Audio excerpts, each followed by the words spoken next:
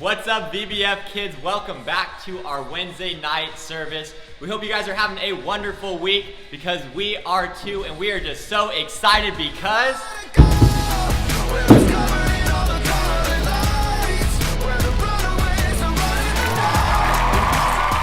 we are excited because Easter is right around the corner. dude, is that why you're doing this crazy performance? You know, it's just a little something, but we are so excited and we're celebrating Easter. Well, to show you exactly why we're celebrating Easter, check out this video. The Bible. It's 66 books of history, stories, letters, and poetry that fit together to form God's one big story.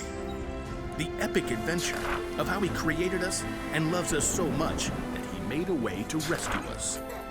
As we travel through the Bible, from Genesis to Revelation, we discover people who met God and found their lives changed forever. Now, for an amazing story. Inspired by the entire Bible.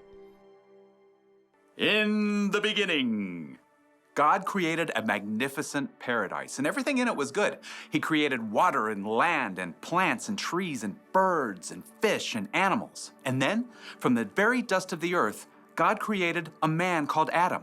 He created a woman called Eve. They were the first two people on earth, made in God's image, living peacefully in paradise. Adam and Eve were friends with God, but then they made a terrible choice. God had given Adam and Eve one rule. You must not eat the fruit from the tree of the knowledge of good and evil. If you do, you will certainly die. But the temptation was too great for Adam and Eve. They broke God's rule, and what was once a paradise became a broken world. People started telling lies.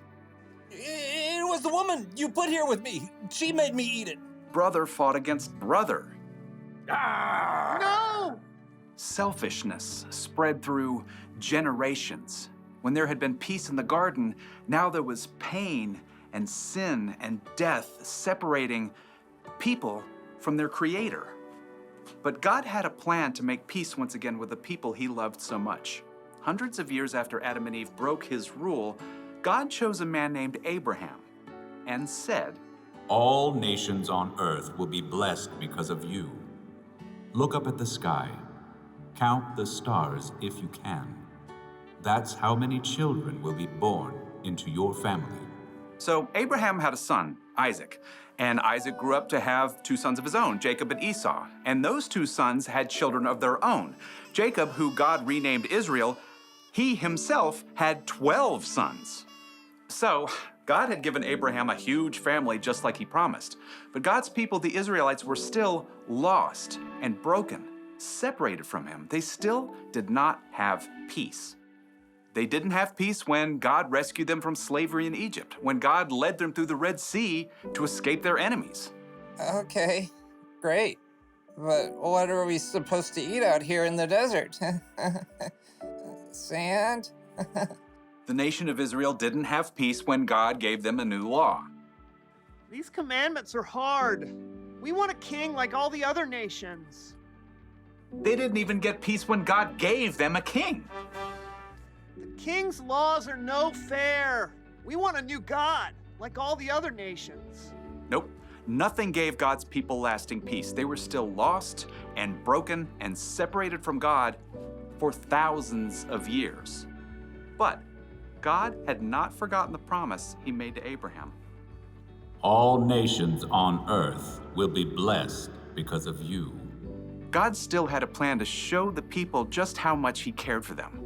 He knew this broken world would never be able to rescue itself, so God made a way. God sent His Son, Jesus, to bring peace on earth once and for all. Jesus grew up, and He taught people love and compassion, forgiveness and grace.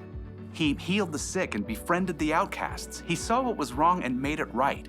He loved the world and its people so deeply, He gave His life on a cross to pay for the sins of the whole world. Father, forgive them. They don't know what they're doing. In Colossians, the Apostle Paul tells us God made peace through Christ's blood, through His death on the cross. When Jesus chose to give up his life, he paid the cost of every sin ever committed and every sin that had yet to be committed. People no longer had to be separated from God.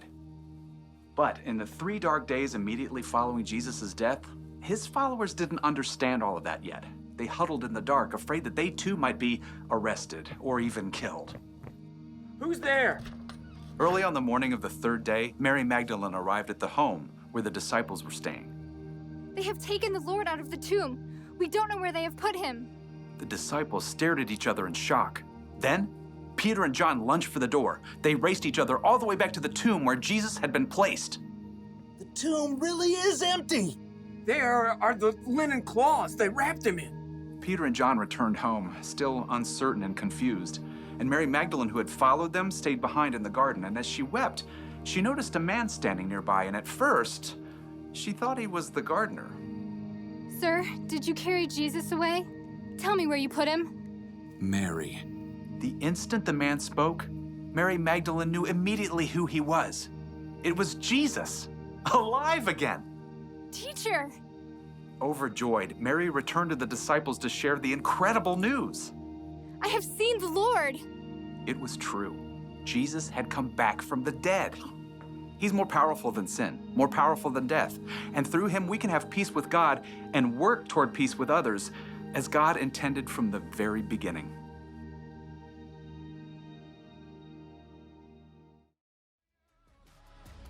Guys, that was such an awesome video talking about Easter, and we are so excited to be celebrating Easter. But Evan, do you know any cool tricks? Yes, I do. Check it out. All right, 1, 2, 3, 4, 5.